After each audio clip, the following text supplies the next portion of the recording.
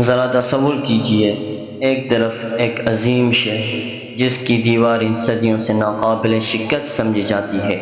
اس شہر کے ارد گرد مضبوط فضیلیں ہیں اور بڑی بڑی برج اور دفاع کے لیے ہزاروں سپاہی موجود ہیں۔ دوسری طرف ایک نوجوان سلطان ہے۔ عمر ابھی زیادہ نہیں، لیکن دل میں ایک عظیم خواب ہے۔ In 1453, the ancient city of Constantinople stood on the brink of collapse. Two men faced destiny. Sultan Mehmed II. وہ خواب صرف ایک شہر فتح کرنے کا نہیں، بلکہ تاریخ کا رخ بدلنے کا ہے۔ یہ سلطان نوجوان ہے، محمد بن مراد، جسے تاریخ سلطان محمد کے نام سے جانتی ہے۔ اور یہ داستان ہے اس نوجوان کی جس نے قسطنطنیہ کی طرف دیکھا اور کہا یہ شہر فتح ہوگا۔ لیکن سوال یہ ہے، کیا نوجوان سلطان واقعی اس شہر کو فتح کر سکتا ہے؟ کیا وہ 1000 سال سے قائم 800 سال 23 حملے اور سب کے سب ناکام، بڑے بڑے فاتحین آئے، عظیم ترین لشکر آئے، طوفان کی طرح بڑھتے ہوئے آئے، لیکن شہر کی ان دیواروں نے سب کو واپس سلطنت کے دارالحکومت کو اپنے قبضے میں لے سکتا ہے؟ اور سب سے بڑھ کر اس کی فتح کے پیچھے اصل راز کیا تھا؟ آج کی داستان میں ہم اسی سفر کو جانیں گے۔ قسطنطنیہ کے بارے میں جانتے ہیں آپ؟ بازنطینی شہر ہے اور بہت عالیشان ہے، بڑے اور مضبوط قلعے ہیں وہاں، اسے آج تک کوئی فتح نہیں کر سکا۔ بازنطینی سلطنت کا دارالحکومت جسے قسطنطنیہ کہا جاتا ہے، ایک ایسا شہر جسے صدیوں تک دنیا کے طاقتور شہروں میں شمار کیا جاتا رہا۔ مسلمانوں کی تاریخ میں بھی اس شہر کی اہمیت بہت زیادہ تھی۔ رسول اللہ صلی اللہ علیہ وسلم سے منسوب مشہور حدیث میں قسطنطنیہ کی فتح کی فضیلت کا ذکر آتا پیغمبر ہے۔ اکرم صلی اللہ علیہ وآلہ وسلم نے فرمایا کہ قسطنطنیہ کو بے شک مسلمان فتح کریں گے۔ وہ کتنا عظیم سپاہی ہوگا جو اسے تسخیر کرے گا، اسے فتح کرنے والا کتنا شاندار کماندار ہوگا۔ علیہ وسلم سے منسوب مشہور حدیث میں قسطنطنیہ کی فتح کی فضیلت کا ذکر آتا ہے۔ اس لیے قسطنطنیہ کی فتح مسلمانوں کے لیے ایک عظیم خواب بن چکی تھی۔ مسلمانوں کی گئی کوششیں اس شہر کے قریب پہنچیں، لیکن شہر کی مضبوط فصیلوں نے حملہ آور کو روک دیا۔ لیکن محمد کے دل میں ایک خیال مضبوط ہوتا گیا، ایک دن قسطنطنیہ فتح ہوگا۔ محمد کے والد سلطان مراد ثانی نے تخت سے دستبرداری اختیار کی۔ نوجوان محمد سلطان بن گئے، لیکن سلطنت چلانا آسان کام نہیں تھا۔ دشمن ہر طرف سے تھے، اندرونی مسائل بھی تھے اور بیرونی خطرات بھی۔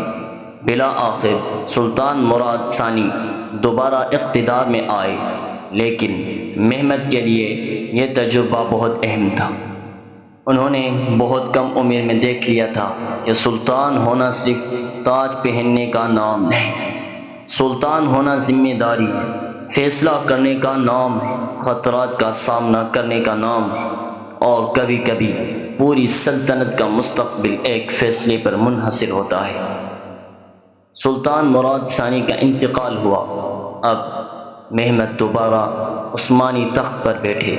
اس مرتبہ وہ پہلے والے نوجوان محمد نہیں تھے۔ اب ان کے اندر تجربہ بھی تھا، عزم بھی تھا اور ایک واضح مقصد بھی، اور وہ مقصد تھا قسطنطنیہ۔ لیکن سلطان محمد جانتے تھے صرف بہادری سے یہ شہر فتح نہیں ہوگا، اس کے لیے منصوبہ چاہیے، فوج چاہیے، توپیں چاہیے، سب سے بڑھ کر بحری طاقت چاہیے، اور ایک ایسی حکمت عملی چاہیے جس کا دشمن تصور بھی نہ کر سکے۔ اب سوال تھا قسطنطنیہ کی فصیلوں کو توڑا کیسے جائے۔ سلطان محمد نے بڑی توپوں کی تیاری پر توجہ دی۔ اس زمانے میں توپیں موجود تھی، لیکن اتنی بڑی توپیں بنانا ایک بہت بڑا کام تھا۔ ایک مشہور توپ ساز جسے تاریخ میں اوربان کے نام سے یاد کیا جاتا ہے، عثمانیوں کے لیے بڑی توپیں تیار کرنے میں کردار ادا کیا۔ یہ توپیں معمولی ہتھیار نہیں تھیں، ان کا مقصد تھا قسطنطنیہ کی مضبوط دیواروں کو مسلسل گولہ بارود سے کمزور کرنا۔ سلطان محمد نے صرف پرانی طریقوں پر اعتماد نہیں کیا، انہوں نے نئی ٹیکنالوجی کو جنگی حکمت عملی کے ساتھ جوڑا۔ وہ صرف طاقت استعمال نہیں کرتا، وہ طاقت کو صحیح جگہ استعمال کرنا جانتا ہے۔ عثمانی فوج قسطنطنیہ کے سامنے پہنچ گئی، ایک طرف سلطان محمد کی بڑی فوج، دوسری طرف شہر کی مضبوط فصیلیں اور بازنطینی دفاع۔ محاصرہ شروع ہوا، زمین لرزنے لگی، عثمانی سپاہی دیواروں کے قریب پہنچنے کی کوشش کرتے رہے۔ شہر کے محافظ پوری طاقت سے مقابلہ کر رہے تھے، اور سامنے آیا ایک اور بڑا مسئلہ، سمندر۔ قسطنطنیہ کی بندرگاہ میں ایک مضبوط زنجیر لگا دی گئی تھی، عثمانی بحری جہاز اندر داخل نہ ہو سکے۔ بظاہر راستہ بند تھا، لیکن سلطان محمد نے ہار نہیں مانی۔ یہ واقعہ سلطان محمد کی جنگی حکمت عملی کی سب سے مشہور مثالوں میں شمار ہوتا ہے۔ سلطان نے فیصلہ کیا عثمانی جہازوں کو خشکی کے راستے کھینچ کر گولڈن ہارن کے اس طرف پہنچایا جائے۔ سوچیں، جہاز پانی پر چلتے ہیں، لیکن یہاں جہازوں کو خشکی پر منتقل کرنا تھا۔ لکڑی کے راستے بنائے گئے، عثمانی جہاز گولڈن ہارن کے اندر پہنچ گئے۔ شہر کے محافظوں کے لیے ایک بڑا دھچکا تھا، کیونکہ جس جگہ کو وہ محفوظ سمجھ رہے تھے وہ جگہ اب محفوظ نہیں رہی۔ بالآخر عثمانی فوج نے شہر کی دفاعی لائنوں کو توڑ دیا، قسطنطنیہ عثمانی قبضے میں آ گیا۔ نوجوان سلطان محمد فاتح شہر میں داخل ہوئے۔ وہ لمحہ انتہائی تاریخ تھا، ایک ایسا شہر جو صدیوں سے بازنطینی سلطنت کا مرکز تھا، اب عثمانی سلطنت کا حصہ بن چکا تھا۔ یہ تھی سلطان محمد فاتح کی داستان، ایک ایسے نوجوان سلطان کی داستان جس نے کم عمر میں ایک عظیم خواب دیکھا اور تاریخ میں اپنا نام ہمیشہ کے لیے چھوڑ دیا۔